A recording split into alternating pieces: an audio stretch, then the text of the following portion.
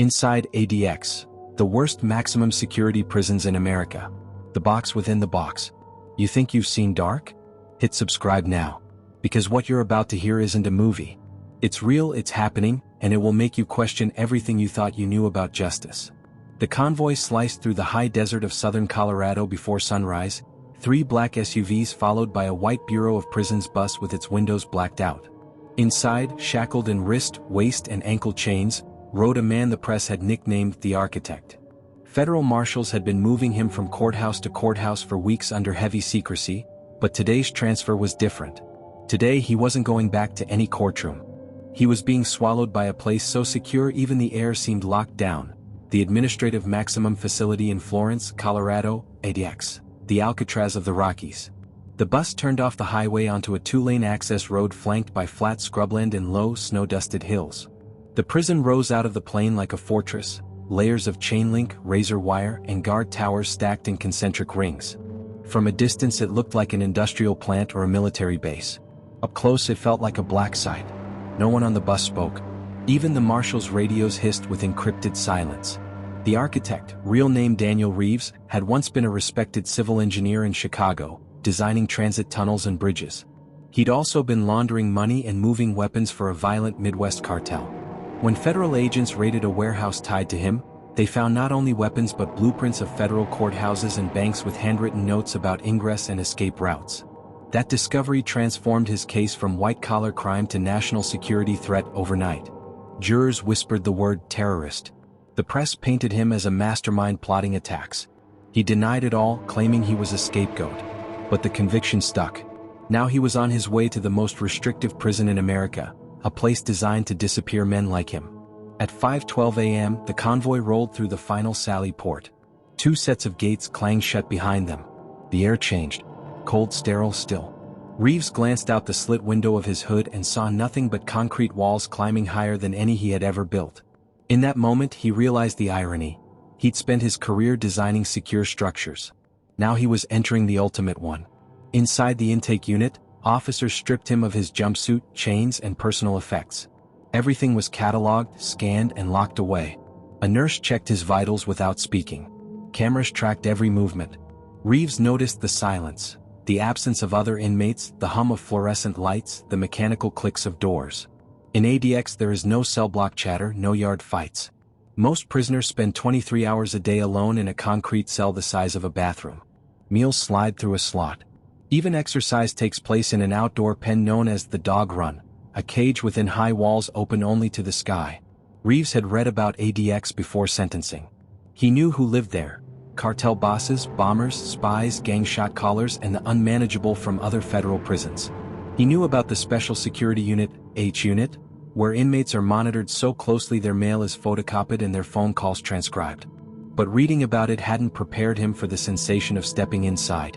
The walls seemed to absorb sound and hope. Across the country, people were waking up to headlines: cartel engineer sent to ADX.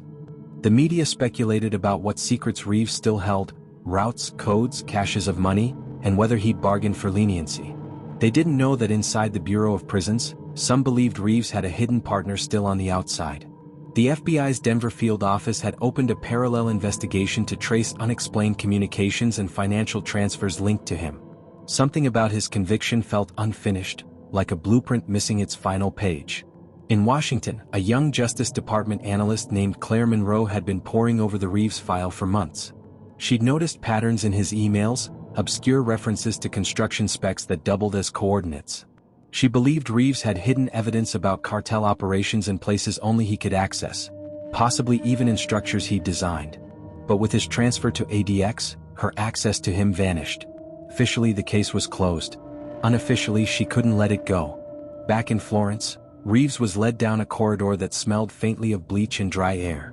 His escorting officer, Lieutenant Harris, was a veteran of multiple facilities, but even he walked with a kind of reverence here. Each door opened with a buzz and closed like a vault. They stopped at cell 213, a gray box with a fixed concrete bed, a desk, a combination sink toilet, and a small slit of reinforced glass at shoulder height. Harris unlocked the door, guided Reeves inside, and uncuffed him through the slot. "Welcome to the box," Harris said flatly and shut the door. Reeves sat on the concrete bench and inhaled. The air tasted metallic. In one corner sat a small TV bolted high on the wall, tuned to a blank federal channel. On the desk lay a thick envelope marked Legal Mail. He hadn't expected mail this soon. He reached through the slot to pull it inside, hesitating. The envelope bore no return address, just his name, number, and the prison's legal mail stamp. Inside he found a single sheet of engineering graph paper covered in his own handwriting. He froze. The page showed a design he'd never drawn, at least not on paper. A cross-section of a subterranean tunnel with coded annotations. At the bottom, a line of text read, "Still under construction." His pulse spiked. This had to be a mistake, a plant. No one else should know these codes. He crumpled the paper and stuffed it under the mattress, aware the cameras might already be zooming in. That night, Claire Monroe stared at her screen in D.C., scrolling through encrypted chat logs intercepted from cartel phones. A new message had appeared: "The architect is in the vault. Phase 2 begins." She traced the IP through layers of proxies but hit a dead end. She printed the message, wrote "Phase 2" in red pen, and slid it into a growing binder marked Reeves. At 2:43 a.m. ADX control room cameras recorded Reeves pacing his cell, pressing his fingers against the concrete seams as if measuring something. The guard on duty noted it in the log, "Inmate restless." What no one noted was that the blueprint paper under his mattress had begun to bleed faint blue dye from hidden ink, revealing a second set of coordinates. The next morning, during a routine mail scan in another wing, officers intercepted a small package addressed to an unrelated inmate. Inside was a paperback novel with its pages hollowed out. Hidden in the cavity, a microSD card labeled Vault Plans. Before staff could trace it, the card vanished from the evidence tray. Internal Affairs suspected an inside accomplice but had no proof. By the end of Reeves's first week at ADX, 3 separate federal agencies were watching him, none sharing full intel with the others. Officially, he was just another high-risk inmate locked in isolation. Unofficially, he might be the key to unraveling a still active criminal network, or building one from inside the most secure prison in America. On Friday, Claire received a plain envelope at her DOJ office. No postmark, no sender. Inside was a Polaroid photograph of the ADX perimeter taken from an angle only staff or contractors could access. On the back, written in block letters, "Check the foundation." Her hands trembled. Someone knew she was still on the case. That evening, Lieutenant Harris did his rounds in H Unit. When he slid Reeves's dinner tray through the slot, Reeves looked up and said softly, "You built this place wrong." Harris frowned. "What are you talking about?" Reeves smiled faintly. "Every fortress has a fault line. Even this one." Later that night, as storm clouds rolled over the Rockies, the power flickered for 3 seconds in one wing of ADX, an event so rare it triggered a full lockdown. Cameras switched to backup generators, doors sealed automatically. In cell 213, Reeves stood at the slit window, watching lightning illuminate the courtyard. He whispered to himself, "Phase 2 begins." When the light stabilized, control room staff reviewed the system. Everything appeared normal, except one sensor in the sub-basement had gone offline. Maintenance chalked it up to the storm. But in the stillness beneath ADX, a hidden relay clicked once, then twice as if awakening. And then came the discovery that ended all doubt. During a surprise cell search early Saturday, officers lifted Reeves's mattress and found not only the blueprint page but also a thumb-sized piece of concrete neatly carved from the wall, directly over a fiber optic line. Someone, somehow, had begun digging at the heart of the most secure prison in America. Cliffhanger, the officers called in their supervisor. He stared at the hole, pale, and whispered, "If he's doing what I think he's doing, this whole place is compromised." They sealed the cell, moved Reeves to a holding room, and alerted Washington. But by the time Claire Monroe's phone rang with the news, another envelope had landed on her desk. Inside was a fresh blueprint with a single sentence. Phase 2 is already underway. Fault lines. Sirens echoed through the labyrinth of concrete as ADX went into full lockdown. Cell doors clanged shut like iron teeth, red strobes pulsing in the corridors. In the holding room, Daniel Reeves sat cuffed to a bolted chair, expression blank. 2 special investigative supervisors stood opposite him, debating in low voices. "He's testing the system," one muttered. "We need the bureau here now." Reeves tilted his head, catching the reflection of a security camera in the one-way glass. He smiled faintly as if he could see through it. Hundreds of miles away in Washington, Claire Monroe spread the new blueprint across her desk under a desk lamp. It was more detailed than the first. this time showing subterranean service corridors and fiber optic lines running beneath ADX like veins. At the center, a small black square marked Foundation Access. She traced it with her finger. "If this is real," she whispered, "he's not planning an escape. He's building something." The thought chilled her more than any escape attempt.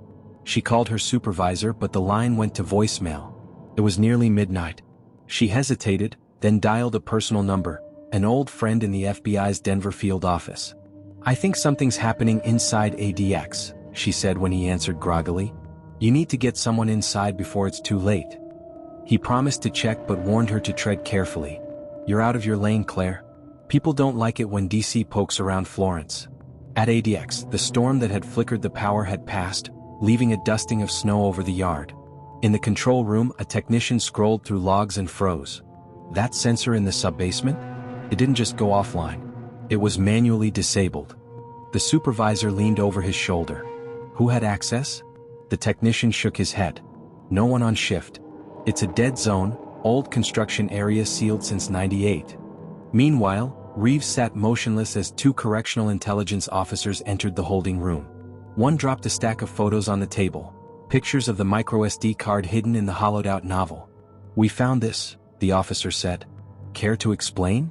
Reeves glanced at the photos without touching them. "Looks like poor evidence handling," he said. "You should keep better track of your property." The officers exchanged looks. His calm unnerved them more than hostility would have. Upstairs in the Special Security Unit, Lieutenant Harris reviewed footage of Reeves's cell. He zoomed in on the mattress corner where the blueprint had been hidden. The hidden ink bleeding across the page formed coordinates. When Harris entered them into a map, they pinpointed a spot on ADX property, just outside the secure perimeter, an abandoned maintenance shed from the prison's original construction. He grabbed his coat and radioed two officers. "Meet me at the old shed. Now." The shed sat half buried in snow, its door padlocked but rusted. Harris cut the lock with bolt cutters and swung the door open. Inside, dust and cobwebs covered old spools of wire and concrete forms. He shone his flashlight across the floor. In one corner, fresh footprints led to a trapdoor. He crouched, heart hammering, and lifted it. A narrow tunnel descended into darkness, new concrete meeting old. He radioed for backup but got only static. Back in DC, Claire's FBI contact texted her a photo from a classified file. A blueprint identical to the one she'd received, but dated 2 years earlier, drawn up by a subcontractor that had worked on ADX renovations. The subcontractor's name leapt off the page, Daniel Reeves. Her stomach dropped. He hadn't just been sent to ADX. He'd helped build part of it. Inside the tunnel, Harris's flashlight beam caught something metallic. A relay box wired into the prison's fiber line, blinking green. He reached for his radio again. This time a voice crackled through, Reeves's voice. "Lieutenant Harris," it said calmly. "Step away from the relay." Harris froze, scanning the tunnel. "Where are you?" he barked. The voice chuckled. "Inside." "Where else?" Simultaneously, in the holding room, Reeves's mouth moved in perfect sync with the radio voice. The guard beside him looked at the speaker, then at Reeves. His lips were forming the words without sound. The radio continued, "Every fortress has a fault line, Lieutenant. You just found mine." The guard lunged for the radio, but it went dead. Harris backed up the tunnel steps, drawing his sidearm. He climbed out into the shed and slammed the trapdoor shut just as backup arrived. "There's something under there," he gasped. "Get me a full sweep team now." That night, Claire drove to a secure DOJ annex and pulled every construction file tied to Reeves's contracts. The records showed a pattern. In 3 different federal facilities, Reeves had quietly added redundant service corridors outside normal blueprints. No one had noticed because he buried the details in subcontractor notes. She spread the files on the table, realizing the terrifying possibility. ADX wasn't just housing the nation's most dangerous criminals. It had been seeded with secret channels by one of them, before he ever became an inmate. At 3:11 a.m., an internal alarm tripped at ADX. Fiber optic line breach in sublevel C. Cameras flickered, then restored. In the control room, supervisors scrambled, locking down every wing. But in the chaos, one door in H unit cycled open for exactly 4 seconds before closing again. No one noticed except the camera, which showed a small envelope sliding into Reeves's cell through the slot. He picked it up, tore it open, and read a single sentence, "Phase 3 at dawn." He smiled for the first time since arriving. In Washington, Claire stared at a satellite image of ADX and whispered, "What are you building, Daniel?" She realized she couldn't trust normal channels. If she went through her supervisor, the warning might die in bureaucracy. She closed the file, grabbed her badge and booked a red-eye to Denver. She would go to Florence herself. By 5 a.m., the snow outside ADX glowed blue under floodlights. Inside, staff prepared for another day of isolation and control. They didn't yet know that beneath their feet a network of hidden passages was coming alive, or that a DOJ analyst was on her way with evidence that could shatter the illusion of security. Reeves sat cross-legged on the concrete floor, the envelope burned to ash in his sink. He whispered to himself, "Phase 3 begins at dawn," and waited. As the first rays of sun hit the Rockies, a low rumble vibrated through the prison's sub-basement. Monitors flickered. Harris looked at the control room screens and saw something that made his blood run cold. A heat signature moving through the sealed maintenance tunnel, coming from a direction no one had ever mapped. The architect's final blueprint. A deep tremor rolled through the ADX sub-basement, rattling pipes and dusting the corridors with fine concrete powder. In the control room, alarms screamed and red dots bloomed on digital maps of the prison's lower levels. Lieutenant Harris leaned over the console, jaw tight. "Seal everything. Now." Metal shutters slid over sally ports, cell doors locked, and staff hustled inmates into emergency positions. But one icon on the screen, the maintenance tunnel, flashed a warning: unauthorized movement detected. 2 tactical teams descended the stairwell to sublevel C, rifles shouldered, flashlights cutting through the dark. The air was thick with the smell of ozone and wet concrete. They followed the sound, a low grinding like machinery waking after years of sleep. At the tunnel mouth, a section of wall had pivoted open to reveal a narrow corridor lined with fiber and conduit. On the floor lay an empty crate stamped with an old contractor logo, Reeves Engineering. Above ground, a black SUV rolled to a stop outside the main gate. Claire Monroe stepped out, showing her badge. "I need to see the warden," she said to the gate guard. "It's about Daniel Reeves." The guard checked her credentials, called inside, and finally waved her through. She could feel eyes on her from the towers as she crossed the yard. Inside, the warden listened to her fast, clipped explanation, flipping through the files she'd brought. His face drained of color. "Are you telling me this man built secret passages into my prison?" Claire nodded. "And if my intel is right, he's activating them now." The warden slammed a button on his desk. "Get Harris. Full breach protocol. Move the inmate to a secure interview room." But when officers opened cell 213, they found it empty. The bed, the desk, even the television sat undisturbed, but the vent above the sink hung open, bolts neatly unscrewed. On the floor lay a single sheet of graph paper. At the top, in precise block letters, "Foundation access complete." "Check every camera," Harris barked. "He's still inside." But the feeds showed nothing except sealed doors and empty corridors.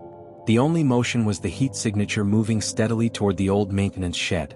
Claire grabbed a headset in the control room. "This isn't an escape," she said into the mic, "he's going to the Foundation. That's where the fiber lines converge. He could be wiping everything: records, surveillance, communications, maybe even creating a tunnel for someone else." In the sub-basement, the tactical team advanced through knee-high water. Their beams fell on a steel door recessed into the far wall, new steel welded onto old concrete. A keypad blinked red. Above it, a small camera swiveled and clicked. The lead officer reached for the keypad. It lit green and the door unlocked itself. He pushed it open and froze. Inside was a chamber no one had ever logged, a cube of smooth concrete lit by a single hanging bulb. In the center stood a rack of servers humming quietly, their cables feeding directly into the prison's fiber trunk. And at the far end of the room, Daniel Reeves waited, hands at his sides, no weapons, no guards. He looked almost serene. "You found my workshop," he said softly. "Took you long enough." Harris and 2 officers stepped in, weapons up. "Hands on your head. Now." Reeves complied, raising his arms.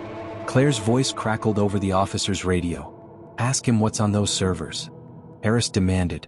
"What did you do?" Reeves smiled faintly. "I built a mirror. Every communication, every secret deal, every corrupt contract that passed through this place since 1994, it's all here. Not just inmates' secrets. Yours, the bureau's, the contractors. Everyone's." He nodded at the blinking lights. "I'm not escaping. I'm exposing." One of the officers shifted uneasily. Harris barked, "Shut it down." Another officer yanked the power cable. The servers went dark, but a tiny blue LED on a battery pack kept flashing. Reeves chuckled. Too late. It's already transmitting. Claire burst into the chamber seconds later, breathless from the run through the tunnel. Where is it going? She demanded. Reeves turned to her. To every journalist, every oversight committee, every family who lost someone in this system. They'll know what you've buried. Harris grabbed Reeves by the collar. You're lying. Reeves met his eyes. Check your phone. Harris pulled his device from his pocket. On the screen was an email with the subject line, Inside ADX, Exposed. Attached were gigabytes of files. Alarms blared again, but this time from outside. In Denver, New York, and D.C., journalists' phones buzzed as the data dump landed in their inboxes. Architectural diagrams, use of force reports, hidden contracts, secret surveillance of attorneys. The truth of ADX. The hidden corridors, the hunger strike suppressions, the Von Dorch scalding photos long thought lost, was now public. Claire stepped closer to Reeves, her voice low. Why me? Why send me the blueprints? Reeves shrugged. You're the only one who read between the lines. You built your case like I build tunnels. I wanted you to see it finished. Officers shackled him and led him away. As they passed, he whispered to Claire, every fortress has a fault line. Sometimes the fault line is you. Back in the control room, screens lit up with breaking news banners. The warden watched his career evaporate in real time. Harris stared at the monitors showing empty cells, whispering, what did we just unleash? 2 days later, the world reeled from the architect's files. Congressional hearings were scheduled. Lawsuits exploded. ADX staff were suspended pending investigation. Reeves was moved to an undisclosed location, cut off from all contact. No one would say where. But 3 months after the transfer, another envelope landed on Claire Monroe's desk. Inside was a fresh blueprint of a facility she didn't recognize, with a single sentence at the bottom. Phase 4 begins soon. She looked out the window at the Capitol dome, the blueprint trembling in her hands. Somewhere, someone was already building the next foundation. If you thought this story was intense, you're not ready for the next one. Subscribe now, because the darkest secrets are always hidden in plain sight.